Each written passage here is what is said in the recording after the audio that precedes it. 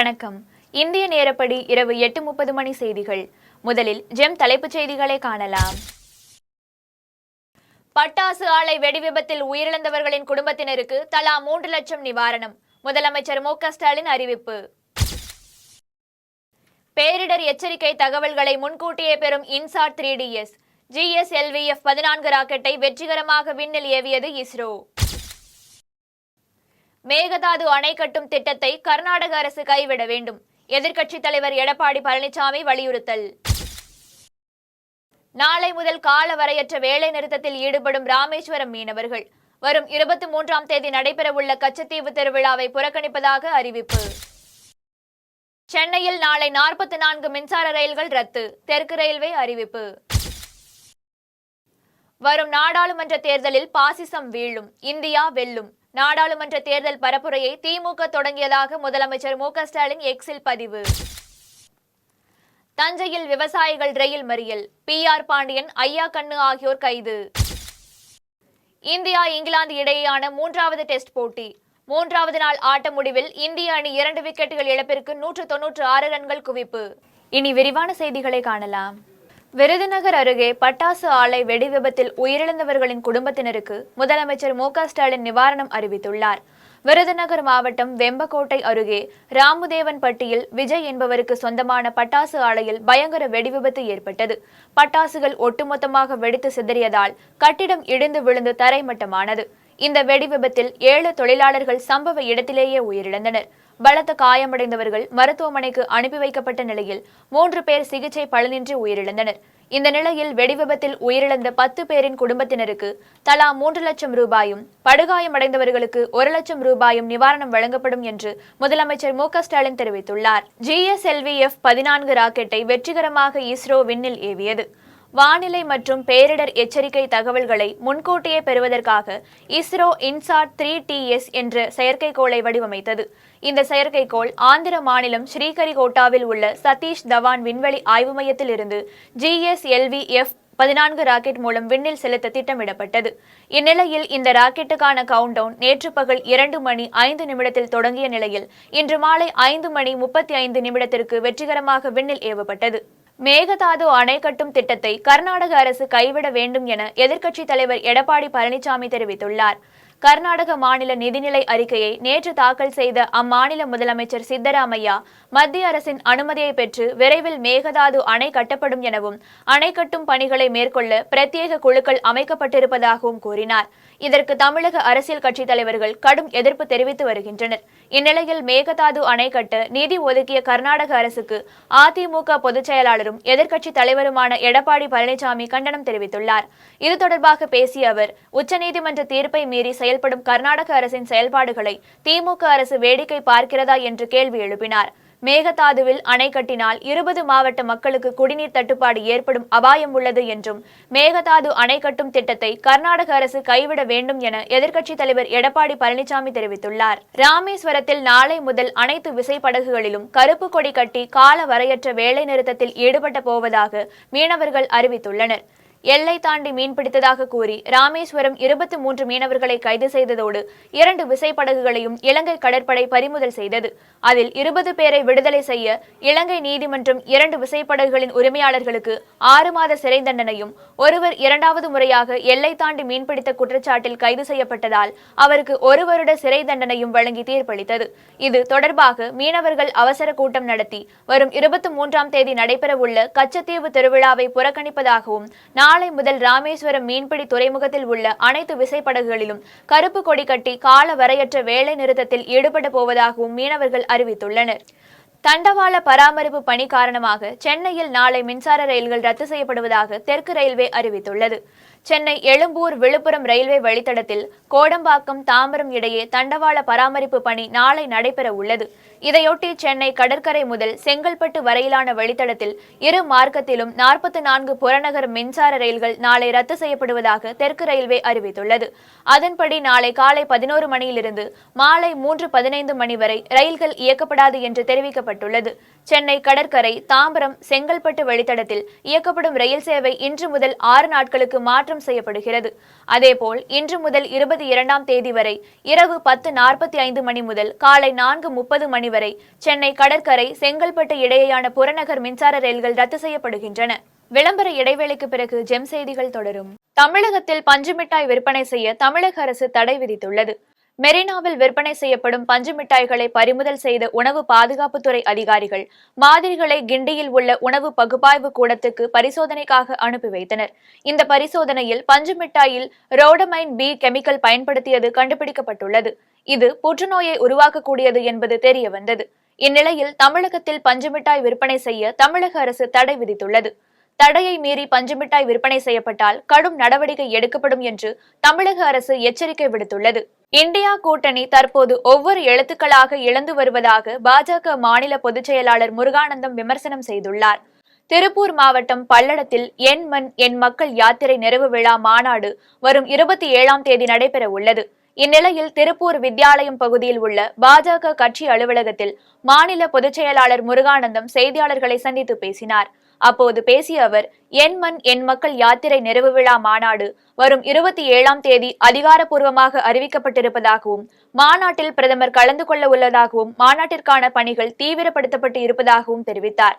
மேலும் 20 லட்சம் பேர் வரை மாநாட்டில் கலந்து கொள்வார்கள் என்பதால் பார்க்கிங் வசதி, மதிய உணவு உள்ளிட்ட பணிகள் மேற்கொள்ளப்பட்டு வருவதாக தெரிவித்தார். தொடர்ந்து மாநாட்டில் கூட்டணி கட்சி தலைவர்கள் பங்கேற்பார்களா என்று செய்தியாளர் எழுப்பிய கேள்விக்கு பதிலளித்த அவர், மோடியை பிரதமராக ஏற்றுக்கொள்ளும் கட்சிகளுக்கு வரவேற்பு அளித்து விட்டதாகவும் இந்தியா கூட்டணி தற்போது ஒவ்வொரு எழுத்துக்களாக இழந்து வருவதாக கூறினார். தமிழகத்திற்கு வரக்கூடிய நம்முடைய பெருமைமிகு பிரதமர் நரேந்திர மோடி அவர்கள் நம்முடைய பகுதிக்கு வந்ததற்கு பிறகு, பல்லடத்துக்கு வந்ததற்கு பிறகு, மாதப்பூருக்கு வந்ததற்கு பிறகு பல்வேறு அரசியல் நிகழ்வுகளும் இருக்கும், அரசாங்க அறிவிப்புகளும் இருக்கும். மத்திய அரசாங்கம் சார்ந்து தமிழகத்திற்கு பல்வேறு சலுகைகள், பல்வேறு விஷயங்கள், மக்களுக்கு சென்றடையக்கூடிய பல்வேறு விஷயங்கள், அந்த அறிவிப்புகள் கூட இருக்கும். அதை கலந்துதான் வைப்பாங்க. அதனால நீங்க சொல்லக்கூடிய விஷயம் இதுதான். பிரதமர் நரேந்திர மோடி அவர்களினுடைய தலைமையை ஏற்றிருக்கக்கூடிய அத்தனை பேருக்கும் எங்களுடைய கதவுகள், எங்களுடைய இதயம் திறந்தே இருக்கின்றது. எப்பொழுதுமே நாங்கள் சொல்லக்கூடிய விஷயம்தான். அதுபோக எதிர்கட்சியில இருக்கக்கூடிய இந்தி கூட்டணி என்று சொல்லக்கூடிய அந்த கூட்டணிக்கு, அந்த கூட்டணியில் இருக்கக்கூடிய ஒவ்வொரு எழுத்தா அப்படியே அழிஞ்சு கொண்டே வந்து கொண்டு இருக்கின்றது. கடைசியில இந்தி கூட்டணி முன்னால எழுத்து என்னங்க, இ, அந்த இ மட்டும்தான் கடைசியில் இருக்கும். ஏன்னா ஆரம்பிச்ச நபர்களே இன்னைக்கு யார் இந்தி கூட்டணி ஆரம்பிச்சாங்களோ, அது யாரு காரணகர்த்தாவா இருந்தார்களோ அவர்களே வந்து விட்டார். இன்றைக்கு செய்தி நம்முடைய பரூக் அப்துல்லா அவர்கள் சொல்லிவிட்டார், ஜம்மு காஷ்மீர்ல நாங்க தனியாகத்தான் போவோம், இந்து கூட்டணி மேல எங்களுக்கு நம்பிக்கை கிடையாது. அவரும் ஒரு முக்கியமான அங்கம் வகித்தார். இன்னைக்கு அவர் சொல்லி இருக்கின்றார், எங்களுக்கு சுத்தமா இந்தி கூட்டணி மேல நம்பிக்கை கிடையாது. இன்றைக்கு இருக்கக்கூடிய செய்தி. அதனால் நாங்கள் வெளியே வருகின்றோம், எங்களுடைய மாநிலத்திலே நாங்கள் தனியாகத்தான் போட்டி போடுவோம், இவர்கள் மேல காங்கிரஸ் மீது எங்களுக்கு நம்பிக்கை கிடையாது, யாருமே கிடையாது. அந்த கூட்டணியை தாங்கி பிடிக்கக்கூடிய கடைசி மாநிலமாக தமிழகம் இருந்து கொண்டிருக்கின்றது. அதுவும் மூழ்கக்கூடிய கப்பலாக இருக்கின்றது. எப்போ கரை தட்டி நிற்கும்னு நமக்கு தெரியாது. கோவையில் நடைபெற்ற காவல்துறை மண்டலங்களுக்கு இடையேயான தடகள போட்டியில் வெற்றி பெற்ற போலீசாருக்கு தமிழக டிஜிபி பரிசுகளை வழங்கினார். தமிழ்நாடு காவல்துறை சார்பில் காவல்துறை மண்டலங்களுக்கு இடையேயான 63வது தடகள போட்டிகள் கோவை நேரு விளையாட்டு மைதானத்தில் நடைபெற்றது. போட்டியில் மேற்கு மண்டலம், மத்திய மண்டலம், தென் மண்டலம், சென்னை பெருநகர காவல்துறை உள்ளிட்ட 9 அணிகளைச் சேர்ந்த வீரர்கள், வீராங்கனைகள் பங்கேற்றனர். இதில் ஆண்கள் மற்றும் பெண்களுக்கு 10,000 மீட்டர் ஓட்டம், குண்டு எறிதல், உயரம் தாண்டுதல் உள்ளிட்ட போட்டிகள் நடத்தப்பட்டன. போட்டியில் 291 புள்ளிகள் பெற்று சென்னை பெருநகர காவல்துறை ஒட்டுமொத்த சாம்பியன் பட்டத்தை வென்றது. இந்நிலையில் வெற்றி பெற்றவர்களுக்கான பரிசளிப்பு விழாவில் தமிழக டிஜிபி சங்கர் ஜிவால் கலந்து கொண்டு வெற்றி பெற்ற போலீசாருக்கு பரிசுகள் மற்றும் பதக்கங்கள் மற்றும் கேடயங்களை வழங்கினார். வேலூர் ஆட்சியர் அலுவலகத்தில் விவசாயிகள் குறைதீர்வு நாள் கூட்டம் நடைபெற்றது. வேலூர் மாவட்டம் சத்துவாச்சாரியில் உள்ள மாவட்ட ஆட்சியர் அலுவலகத்தில் மாவட்ட வருவாய் அலுவலர் மாலதி தலைமையில் விவசாயிகள் குறைதீர்வு நாள் கூட்டம் நடைபெற்றது. இதில் மின்சாரம், வேளாண் துறை, கால்நடைத்துறை, வனத்துறை உள்ளிட்ட பல்வேறு துறை சார்ந்த அதிகாரிகளும் வேலூர், காட்பாடி, அணைக்கட்டு, கேவி குப்பம், குடியாத்தம் ஆகிய பகுதிகளை சேர்ந்த விவசாயிகளும் பங்கேற்றனர். அப்போது வனவிலங்குகள் இறப்பதற்கு விவசாயிகள்தான் காரணம் என வனத்துறையினர் விவசாயிகள் மீது போடும் பொய் வழக்கை திரும்ப பெற வேண்டும். இனி வரும் காலங்களில் அதுபோல் பொய் வழக்கு வழக்கால் விவசாயிகள் யாரும் பாதிக்கப்படக்கூடாது. மேலும் காட்டு பன்றிகள் பயிர்களை அழிப்பதால் அவைகள் பயிர் சேதப்படுத்தினால் வேட்டையாட அனுமதிக்க வேண்டும். வேலூர் மாவட்டத்தில் உள்ள ஏரி, குளம், ஆறு ஆகிய நீர்நிலை ஆக்கிரமிப்புகளை அகற்றி மழைக்காலங்களில் நீர் செல்லும் கால்வாய்கள் வழியாக விளைநில பயிர்களுக்கு நீர் செல்ல நடவடிக்கை எடுக்க வேண்டும் ஆகிய கோரிக்கைகளை விவசாயிகள் வலியுறுத்தினர். புவனகிரி வடகிருஷ்ணாபுரம் ஊராட்சியில் சார் ஆட்சியரின் மனுநீதி நாள் முகாம் நடைபெற்றது. கடலூர் மாவட்டம் புவனகிரி அருகே உள்ள வடகிருஷ்ணாபுரம் ஊராட்சியில் சிதம்பரம் சார் ஆட்சியரின் மனுநீதி நாள் முகாம் நடைபெற்றது. வட்டாட்சியர் தலைமையில் நடைபெற்ற இந்த முகாமில் சிதம்பரம் சார் ஆட்சியர் ராஷ்மி ராணி பங்கேற்று பயனாளிகளுக்கு பல்வேறு நலத்திட்ட உதவிகளை வழங்கினார். மேலும் பொதுமக்கள் தங்களது குறைகளை சார் ஆட்சியரிடம் மனுவாக எழுதி கொடுத்தனர். இதையடுத்து மனுவை பெற்றுக்கொண்ட சார் ஆட்சியர் மனு மீது உரிய பரிசீலனை செய்து கோரிக்கைகள் நிறைவேற்றப்படும் என தெரிவித்தார். இந்த முகாமில் சுற்றுவட்டார பொதுமக்கள் ஏராளமானோர் கலந்து கொண்டனர். திருவண்ணாமலை திருவோத்தூரில் உள்ள பால குஜாம்பிகை உடனுரை ஸ்ரீ வேதபுரீஸ்வரர் கோவில் ரத சப்தமி பிரம்மோற்சவ தேரோட்ட விழா நடைபெற்றது.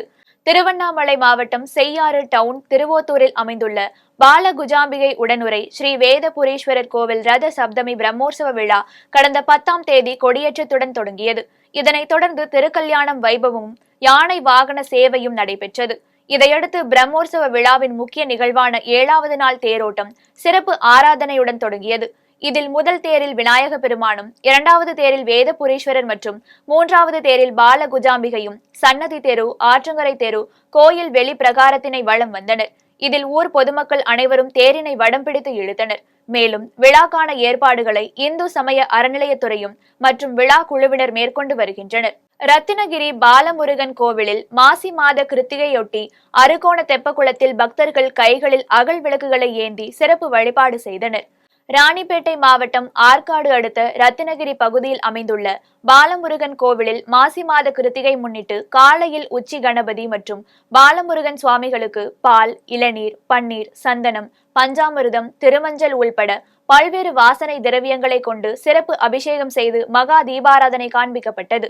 இதனைத் தொடர்ந்து மாலை கோவில் அடிவாரத்தின் கீழே மிக பிரம்மாண்டமான முறையில் கட்டப்பட்டுள்ள அருகோண தெப்பக்குளத்தில் பாலமுருகன் உற்சவருக்கு சிறப்பு அலங்காரம் செய்து மலையிலிருந்து மங்கள மேளதாளம் முழங்க பக்தர்கள் சுவாமியை ஊர்வலமாக கொண்டு வந்தனர். பின்னர் தெப்பக்குளத்தில் வைத்து பாலமுருகனை சிறப்பு நாதஸ்வர வாத்தியங்கள் கூடிய மங்கள தீபாராதனையை அருகோண தெப்பக்குளத்திற்கு காட்டினர். பின்னர் கூடியிருந்த அனைத்து பக்தர்களும் அரோகரா என பக்தி கோஷங்களை எழுப்பினர். குடியாத்தத்தில் ரோட்டரி சங்கம் மற்றும் இந்திய மருத்துவ சங்கம் இணைந்து நடத்தும் இலவச இருதய பரிசோதனை மற்றும் அறுவை சிகிச்சை முகாம் நடைபெற்றது. வேலூர் மாவட்டம் குடியாத்தம் ரோட்டரி சங்கம், இந்திய மருத்துவ சங்கம் இணைந்து நடத்தும் மாபெரும் இருதய சிகிச்சை முகாம் குடியாத்தம் RS சாலையில் உள்ள திருமண மண்டபத்தில் நடைபெற்றது. ரோட்டரி சங்க தலைவர் ரங்கா வாசுதேவன் தலைமையில் நடைபெற்ற இம்முகாமில் சிறப்பு அழைப்பாளராக மாவட்ட ரோட்டரி ஆளுநர் JKN பழனி, KMG கல்வி குழுமத்தின் தலைவர் ராஜேந்திரன், கம்பன் கழக தலைவர் பூபதி ஆகியோர் கலந்து கொண்டு குத்துவிளக்கேற்றி இருதய பரிசோதனை முகாமினை தொடங்கி வைத்தனர். இதில் சென்னை அப்பல்லோ மருத்துவமனையின் இருதய சிறப்பு மருத்துவ குழுவினர் கலந்து கொண்டு 1 வயது முதல் 18 வயது வரை உள்ளவர்களுக்கு இலவச பரிசோதனை மேற்கொண்டனர். இதில் அறுவை சிகிச்சைக்காக தேர்வு செய்யப்பட்டவர்கள் சென்னைக்கு அனுப்பி வைக்கப்பட்டனர். இதில் பல்வேறு பகுதிகளைச் சேர்ந்த ஏராளமானோர் பங்கேற்று பயனடைந்தனர். இந்த நிகழ்ச்சியில் ரோட்டரி சங்க நிர்வாகிகள் உள்ளிட்ட பலர் கலந்து கொண்டனர். கடலூரில் நள்ளிரவில் மர்ம நபர்கள் மின்சார பெட்டியில் உள்ள ஃபியூஸ் கேரியரை திருடிச் செல்லும் CCTV காட்சி குடியிருப்பு வாசிகளிடையே பெரும் அதிர்ச்சியை ஏற்படுத்தியுள்ளது. கடலூர் மாநகராட்சிக்குட்பட்ட நண்பர் நகர் பகுதியில் 100க்கும் மேற்பட்ட குடும்பங்கள் வசித்து வரும் நிலையில் நள்ளிரவில் திடீரென மின்சாரம் துண்டிக்கப்பட்டது. இதையடுத்து அந்த பகுதிக்கு செல்லும் மின்சார பெட்டியின் போர்டை பார்த்தபோது அதிலிருந்து ஃபியூஸ் கேரியர் காணாமல் போயிருப்பதை கண்டு அப்பகுதியினர் அதிர்ச்சி அடைந்தனர். இதனைத் தொடர்ந்து பொதுமக்கள் அந்த பகுதியில் உள்ள CCTV கேமராவை ஆய்வு செய்தனர். அதில் இருசக்கர வாகனத்தில் வந்த மர்ம நபர்கள் 3 பேர் அந்த பகுதியில் உள்ள 2 மின்சார பெட்டியில் இருந்த ஃபியூஸ் கேரியரை திருடிச் செல்லும் காட்சி பதிவாகி இருந்தது. இது குறித்து தகவலறிந்து வந்த கடலூர் போலீசார் தீவிர விசாரணை நடத்தி வருகின்றனர்.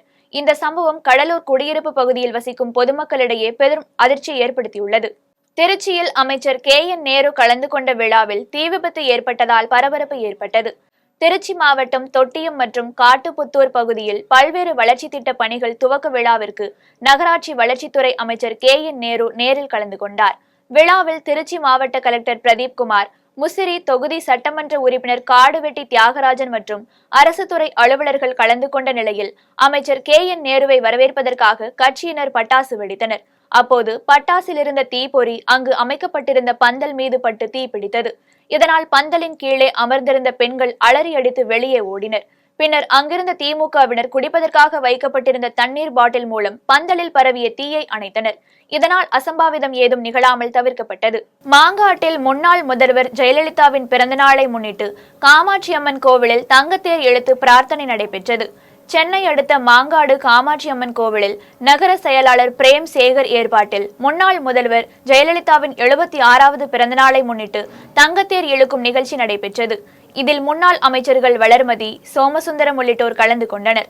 இதையடுத்து அம்மனுக்கு சிறப்பு அபிஷேகங்கள், பூஜைகள் செய்யப்பட்டு தீபாராதனை காட்டப்பட்டது. அதனைத் தொடர்ந்து அலங்கரிக்கப்பட்ட தங்கத்தேரினை அமைச்சர்களுடன் சேர்ந்து அதிமுகவினர் கோவிலை சுற்றி வடம் பிடித்து இழுத்து வழிபாடு செய்தனர்.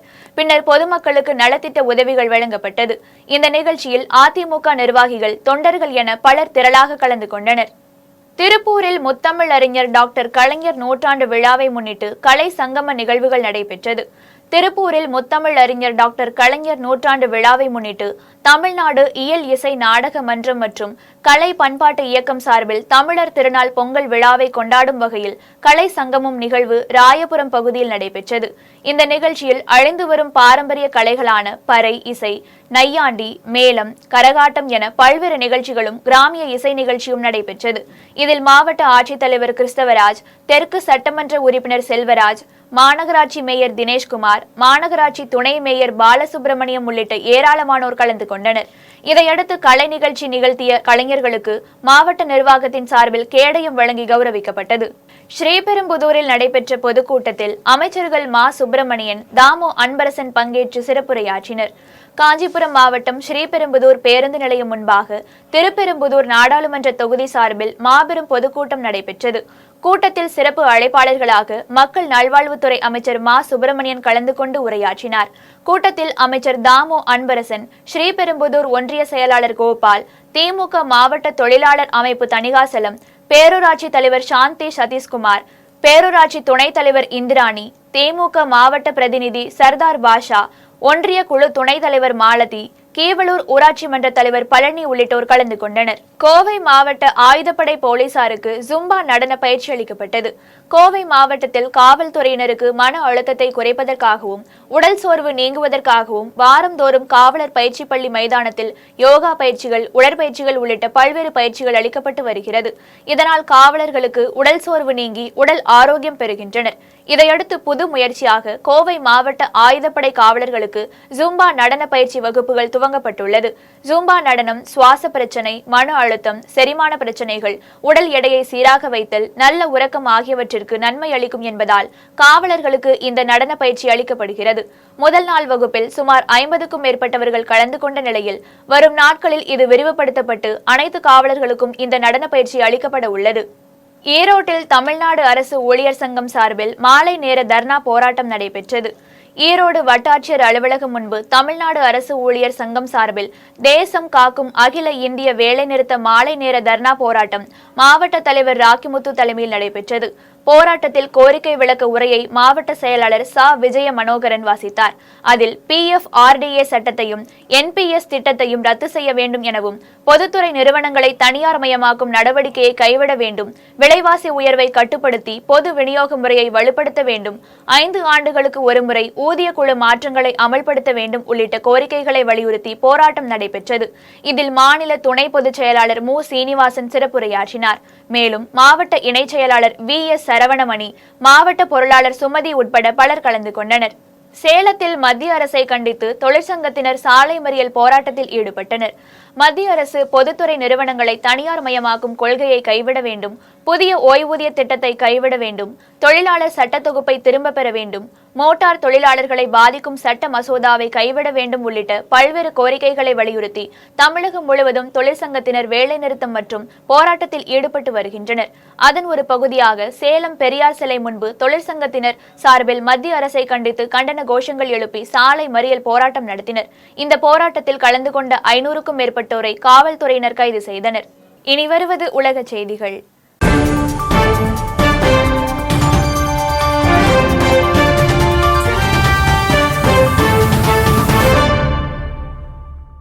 செங்கடலில் சுதந்திரமான பயணத்தை உறுதிப்படுத்த வேண்டியதன் அவசியம் குறித்து இந்திய அமெரிக்க வெளியுறவு அமைச்சர்கள் ஆலோசனை நடத்தினர். செங்கடல் வழியாக பயணிக்கும் கப்பல்கள் மீது ஏமனின் ஹவுதி கிளர்ச்சியாளர்கள் தொடர்ந்து தாக்குதல் நடத்துகின்றனர். இஸ்ரேல் ஹமாஸ் போரில் ஹமாஸ் அமைப்புக்கு ஆதரவு தெரிவித்து வரும் ஹவுதி கிளர்ச்சியாளர்கள் இஸ்ரேலை நோக்கி செல்லும் கப்பல்களை குறிவைத்து தாக்குதல் நடத்துவதாக கூறுகின்றனர். போரை நிறுத்த வேண்டும் என்று தொடர்ந்து வலியுறுத்தி வருகின்றனர். இந்நிலையில் இந்திய வெளியுறவுத்துறை அமைச்சர் ஜெய்சங்கர், அமெரிக்க வெளியுறவுத்துறை அந்தோனி பிளிங்கன் ஆகியோர் ஜெர்மனியில் சந்தித்து பேசினர். அப்போது செங்கடலில் சுதந்திரமான பயணத்தை உறுதிப்படுத்த வேண்டியதன் அவசியம் குறித்தும் விவாதிக்கப்பட்டது. மத்திய கிழக்கு பகுதியில் அமைதி மற்றும் பாதுகாப்பை உறுதி செய்ய தற்போதைய பணிகள் குறித்தும் விவாதித்தனர். இனி வருவது விளையாட்டுச் செய்திகள்.